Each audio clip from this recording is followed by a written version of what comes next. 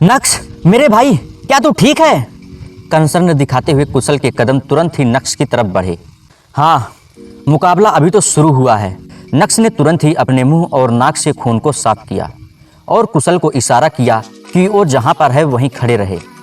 बेवकूफ लड़के, क्या तुम्हें वाकई में लगता है कि तुम इस ताकत के साथ मुझे हरा सकते हो? मोकिंग स्माइल के साथ राशिका ने कहा। हालांकि उसकी आंखों में नक्श के प्रति नफरत भी देखी जा सकती थी।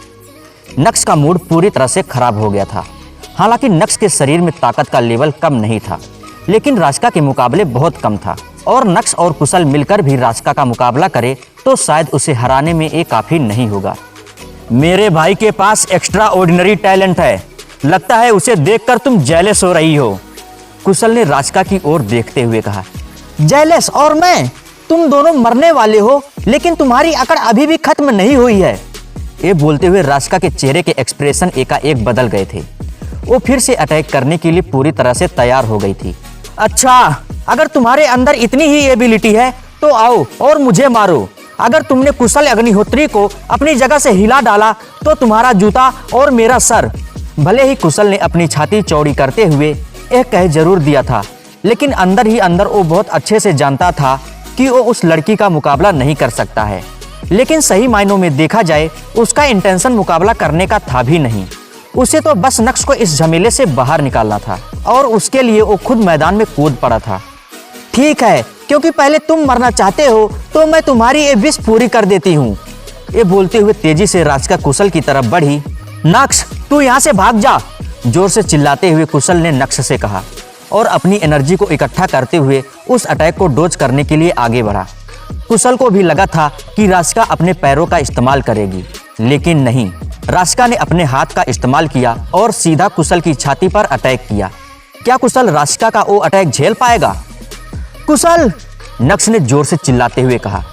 कुशल की सारी कैलकुलेशन वेस्ट हो गई थी और राशिका का एक पंच सीधा कुशल की छाती पर लगा। एक सेकंड में कुशल के मुंह से खून बाहर आ गया था। वो जमीन पर गिर पड़ा था। उसकी शक्ल को देखकर लग रहा था कि उसके शरीर में अब बिल्कुल भी ताकत नहीं बची है। कुशल का ये हाल देखकर भानुशाली परिवार के लोगों के चेहरे पर मुस्कान आ गई थी।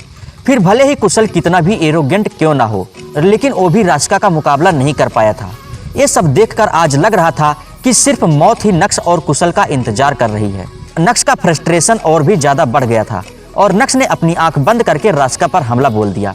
हालांकि नक्श के एक एक मूव का जवाब राशिका ने अच्छे से दिया, लेकिन नक्श की एनर्जी खत्म होने का नाम ही नहीं ले रही थी। नक्श के कुछ मूव्स ऐसे भी थे जो राशिका पर भारी पड़ रहे थे और उसे हल्की चोट भी आई, लेकिन राशिका को हराने के लिए वो काफी नहीं था। लेकिन एकाएक नक्श का ऐसा अंदाज देखकर भानुशाली परिवार के लोगों के फेशियल एक्सप्रेशंस अचानक से बदल गए थे। उन्होंने एक्सपेक्ट नहीं किया था कि नक्श के शरीर में इतनी एनर्जी होगी। एक पल के लिए ऐसा लगा जैसे नक्श ने राशिका को थका दिया हो, और वाकई में ऐसा ही हुआ। नक्श के ताबड़तोड़ मूव्स का सामना करते हुए राशिका थक गई थी और इसका फायदा उठाकर नक्श ने सीधा कुशल की तरफ रुख किया। कुशल, कुशल, तू ठीक तो है ना? देख, तू मुझे मत डरा, पैनिक होते हुए नक्श ने कहा। नक्श, नक्श, तू जल्दी से यहाँ से निकल। मैं शायद कभी सूरत नहीं आ पाऊंगा। तू मुझे प्रॉमिस कर, तू मेरी गैर मौजूदगी में तेरी भाभी का अच्छे से ख्याल रखेगा। इन शब्दों को बाहर निकालते ही जब कुशल ने अपना मुंह खोला, उसके मुंह से ढेर सारा खून बाहर आया। उसका चेहरा पूरी तरह से पीला पड़ चुका था और ऐसा लग रहा था जैसे मानो अब उसके शरीर में ज्यादा सांसें नहीं बची है। कुशल, ऐसा कुछ भी नहीं होगा। साले कमीने, तुझे जिंदा रहना होगा। मुझे तुझे यहाँ से कैसे भी निकालना होगा। नक्श का शरीर एंजाइटी से जलने लगा था। उसकी आंखों से मोटे मोटे आंसू गिरने लगे थे। एकाएक उसकी आंखें लाल हो गई थी। ये सब बाद में होता रहेगा, सबसे पहले अपने आप को बचाने की कोशिश करो। एनर्जी को गैदर करने का राशिका को अच्छा खासा समय मिल गया था और शरीर में एनर्जी आते ही नक्श का काम तमाम करने का सोचा। उसने अपनी जेब से चाकू को बाहर निकाल लिया था, जिसकी धार सूरज की तेज रोशनी की तरह चमक रही थी और नक्श और राशिका के बीच का डिस्टेंस बहुत कम था। अगर राशिका ने चाकू से हमला किया तो नक्श उसके हमले को डोज नहीं कर पाएगा। ऐसे में अब नक्श करे तो करे क्या? ये नज़ारा देखकर भानुशाली परिवार के सभी लोग एकाएक एक्साइटेड हो गए थे, और क्यों नहीं होते, वो सभी नक्श को मरते हुए देखना जो चाहते थे। राशिका के हमले के लिए नक्श बिल्कुल भी तैयार नहीं था। और राशिका भी नक्श को बचने का मौका नहीं देना चाहती थी। उसे नक्श को मारने का इससे अच्छा मौका नहीं मिलने वाला था। तुरंत ही राशिका ने उस चाकू से नक्श पर हमला किया। ओह माय गॉड, ये सब क्या चल रहा है? किसी को अपनी आंखों पर यकीन ही नहीं हुआ। असमंजस की स्थिति में सभी नक्श को देख रहे थे। राशिका का हमला एकदम सटीक था और वो चाकू नक्श की छाती से जा टकराया, लेकिन वो नक्श के शरीर में इंटर नहीं कर सका। नक्श के कपड़े फट गए, लेकिन उसके शरीर को एक भी खरोच तक नहीं आई थी। राशिका के हमले करते ही नक्श ने अपनी आंखें बंद कर ली थी। वो बहुत अच्छे से जानता था कि उस हमले से बचा नहीं जा सकता है और वो अपनी मौत को अपनी आंखों से देखना नहीं चाहता था। लेकिन जब उसे महसूस हुआ कि उसे कुछ भी नहीं हुआ है, तब एकाएक उसने अपनी आंखें खोली और अपनी छाती को देखकर उसे एहसास हुआ कि उसने ड्रैगन आर्मर पहन रखा है। लीडर साहब ने जो आर्मर उसे दिया था, आज उसकी वजह से नक्श की जान बच गई थी। ऐसा लगता है कि तुमने अपने शरीर में कोई ट्रेजर छुपा रखा है। राशिका की आंखों में अचानक से लालच आ गया था। राशिका को यकीन नहीं हो रहा था कि उसके अटैक को नक्श के प्रोटेक्टिव कवच ने डोज कर दिया था। अगर इतने पावरफुल अटैक को कोई डोज करे, यानी उसने अपनी छाती में कोई ट्रेजर छुपा रखा है। कुशल, चल यहाँ से निकलते हैं। नक्श ने कुशल का शरीर कई बार प्रेस किया, जिससे वो उसके शरीर के मेरिडियन को सील कर पाए। हम कहाँ जा रहे हैं? जैसे तैसे कुशल ने उठने की कोशिश की, लेकिन उसके शरीर में इतनी ताकत नहीं थी कि वो खड़ा हो पाए।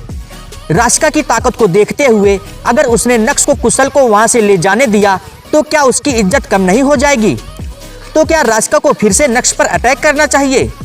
इतना तो नक्श को भी समझ आ गया था कि कुशल को वहां से निकालना बिल्कुल भी आसान नहीं है, लेकिन वो हार नहीं मान सकता था। दूसरी तरफ राशिका नक्श और कुशल को वहां से जाने नहीं दे सकती थी। लेकिन इससे पहले कि राशिका नक्श पर अटैक करती, अचानक से एक कड़क आवाज सुनाई दी। जो लोग अच्छाई के रास्ते पर चलते चलते ये भूल जाते हैं कि एक बार जांच ले कि कौन अच्छा है कौन बुरा। इससे पहले कि कोई रिएक्ट करता, वो इंसान अचानक से दरवाजे पर आकर खड़ा हो गया। उसके दोनों हाथ पीछे थे, लेकिन उसके शरीर से निकल रहा पावरफुल एनर्जी सभी को संकेत दे रही थी कि ये इंसान कोई ऑर्डिनरी इंसान नहीं है। गॉडफादर, नक्श ने सरप्राइज होते हुए कहा। क्या नक्श के गॉडफादर भी वहां आ गए थे? पहले कुशल, अब और गॉडफादर। नक्श को यकीन ही नहीं हो रहा था कि आज उसके साथ ये सब क्या हो रहा है। जैसे ही गॉडफादर के कदम नक्श और कुशल की तरफ बढ़े, वैसे ही वहां मौजूद सभी को गॉडफादर का पावरफुल ऑरा महसूस हुआ। नक्श का कोई गॉडफादर भी है, ये जानकर भानुशाली परिवार के सभी लोग एकाएक चौंक गए थे। हालांकि राशिका के एक्सप्रेशंस में कोई भी चेंजेस देखने को नहीं मिले। उसका रिएक्शन एकदम नॉर्मल था, जैसे मानो उसे कोई फर्क ही नहीं पड़ेगा। अगर 3 से 4 लोग भी एक साथ उस पर हमला करेंगे, वो कॉन्फिडेंट थी कि जीत उसी की होगी। अब चूंकि मैं यहाँ आ गया हूँ, तो आज तुम इन दोनों को हाथ नहीं लगा पाओगी। ये बोलते हुए गॉडफादर के चेहरे पर धीमी मुस्कान आ गई थी। साथ ही साथ उनके कदम कुशल की तरफ बढ़े और उन्होंने तुरंत ही कुशल के मुंह में एक पिल डाल दी। उस पिल से कुशल के शरीर को एनर्जी मिलने वाली थी। एरोगेंस, मैं भी देखती हूँ कि तुम इन दोनों को कैसे प्रोटेक्ट कर पाते हो। राशिका गॉडफादर पर अटैक करना चाहती थी, लेकिन गॉडफादर का ऑरा इतना पावरफुल था कि वो अपना अटैक प्लान नहीं कर पा रही थी। कहीं ना कहीं उसे अटैक को लेकर उसके दिल में भी हलचल थी। उसे श्योर नहीं था कि उसको गॉडफादर पर अटैक करना चाहिए या नहीं। लेकिन अगर उसने अटैक नहीं किया तो भानुशाली परिवार के सामने उसकी इंपॉर्टेंस हमेशा के लिए खत्म हो जाएगी। और अगर नक्श उसका दुश्मन है तो दुश्मन का मदद करने वाला भी तो दुश्मन ही हुआ ना। जैसे ही राधिका के मन में एक ख्याल आया, वैसे ही उसने आगे बढ़ते हुए गॉडफादर पर अटैक करना चाहा। लेकिन अगले ही पल जो कुछ हुआ उसे देखकर सभी दंग रह गए थे। राधिका ने अपने ही अंदाज में अटैक करना चाहा, लेकिन पलक झपकते ही गॉडफादर ने एक साथ 3 चाकू बाहर निकाले और तेजी से राधिका पर हमला किया। उस हमले में राधिका को कोई चोट तो नहीं आई, लेकिन जगह जगह से उसके कपड़े जरूर फट गए थे। ये सीन देखकर भानुशाली परिवार के सभी लोगों की आंखें फटी की फटी रह गई थी। गॉडफादर का इंटेंशन राधिका को मारना नहीं, सिर्फ डराना था, और इस प्लान में वो पूरी तरह से कामयाब रहे। नक्श ने एक्सपेक्ट नहीं किया था कि 70 साल का इंसान इतनी चुस्ती और फुर्ती से हमला कर सकता है। वाकई में नक्श के गुरु लाजवाब निकले, जिसे देखकर वहां मौजूद सभी लोग शॉक्ड रह गए थे, खासकर राधिका, क्योंकि जिस स्पीड के साथ वो चाकू उसके शरीर से टकराया, एक पल के लिए उसे ऐसा लगा कि उसका खेल खत्म हो गया है। इससे पहले उसका सामना ऐसे इंसान से नहीं हुआ था। और उसे भी समझ नहीं आ रहा था कि एकाएक उसके साथ क्या हो गया है। लेकिन राशिका को एक और चीज़ बहुत अच्छे से समझ आ गई थी कि वो चाहे जितनी ताकत लगा ले और चाहे जितनी चालें चल ले, लेकिन शायद गॉडफादर को नहीं हरा पाएगी। वैसे भी उसका मन हमला करने के पक्ष में पहले से ही नहीं था, लेकिन अब तो उसे यकीन हो गया था कि ये इंसान आम इंसान नहीं है। शायद तुमने मेरी बात ठीक से सुनी नहीं। अच्छाई के रास्ते पर चलते हुए कुछ लोग ये देखना भूल जाते हैं कि वो किसके अगेंस्ट खड़े हैं। जिसके अगेंस्ट हैं वो अच्छा है या बुरा, मुस्कुराते हुए गॉडफादर ने कहा, और साथ ही साथ कुशल के शरीर की इंजरी चेक करने लगे। कौन हो तुम? चौंकते हुए राशिका ने गॉडफादर से पूछा। वो वाकई में गॉडफादर के बारे में जानना चाहती थी। क्या करोगे मेरे बारे में जानकर? वैसे तो तुम मेरा नाम जानना भी डिजर्व नहीं करती हो।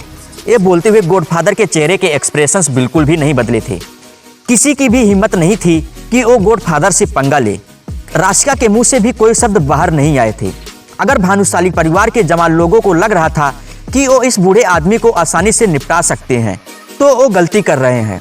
गॉडफादर से लड़ना यानी अपनी मौत को बुलावा देना है। हालांकि भानु परिवार में से कोई भी बाहर नहीं आया। एकाएक पूरे वार्ड में सन्नाटा पसर गया था। गॉडफादर ने अपना हाथ स्ट्रेच करते हुए जेब से एक सिगरेट बाहर निकाली, लेकिन जैसे ही उस सिगरेट को जलाया वैसे ही पूरे वार्ड में अचानक से धुआं धुआं हो गया। हालांकि उस स्मोक से किसी को भी सांस लेने में दिक्कत नहीं हो रही थी। करीब 5 मिनट बाद धीरे धीरे वो स्मोक गायब होने लगा और सभी एक दूसरे को फिर से देख पाए। जैसे ही सभी लोग सेंसेस में आए, और ये क्या, गॉडफादर के साथ नक्श और कुशल वार्ड से गायब हो गए थे। मैंने कभी सोचा नहीं था कि उस नक्श के पीछे इतने बड़े मास्टर का हाथ होगा। वार्ड का नजारा देखकर राशिका ने मन ही मन सोचा। उसके बाद राशिका तुरंत यशवर्धन भानुशाली की तरफ मुड़ी, जो बिस्तर पर लेटे हुए आराम फरमा रहे थे। यशवर्धन अंकल, मुझे कुछ दिनों के लिए आपके भानु परिवार से जाना होगा। प्लीज मेरी फैमिली का ख्याल रखिएगा।